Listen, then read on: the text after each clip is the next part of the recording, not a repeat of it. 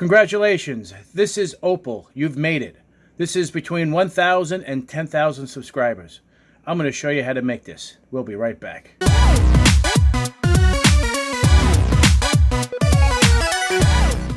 OPAL is supposed to be like random colors, blue, green, red, yellow, that kind of stuff, in random spots, because that's what OPAL is.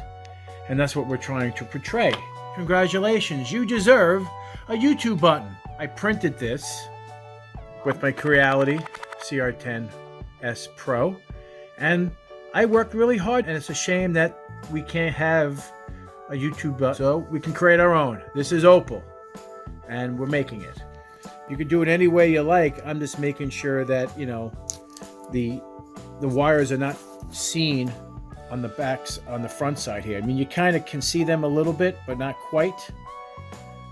So the idea here is to keep them in a straight line, and that's what I'm trying to do. I'm trying to keep them, if you look carefully, you can see they're kind of close together, smashed together type of thing. I'm trying to get this done so it kind of looks pretty. I'm using tape and hot glue at the same time because I'm trying to get this done quickly, but obviously when you put a little bit more effort to it, it'll look nicer. But I will have this on Thingiverse, and you can download this. This is specifically designed for an 8x10 frame. I made it thin enough so it actually would fit and fit into it with no problem. As you can see, it's not that thick. But you have 10,000 subscribers, you deserve it. Congratulations.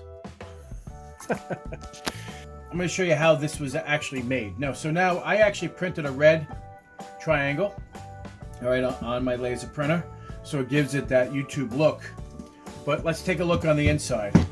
This is a box frame, so this is what it looks like completed, all right, with all the lights. All right, so we're going to take this out now, okay? And as you can see, that's how thin it is. This box frame is pretty cool, all right? So it's essentially just a glass box frame. It makes it look nice. That's what adds the prettiness to this whole thing, right? So the play button goes in this direction. So you want to verify, because you want to make sure we have enough slack so we can put the button on top. You just want to just spin it around to make sure we got the play button correctly. So we do.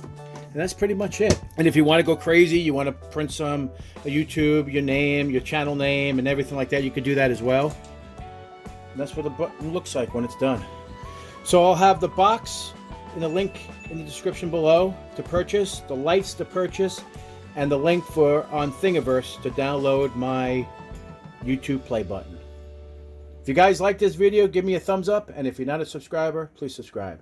Take care, and we'll see you next time.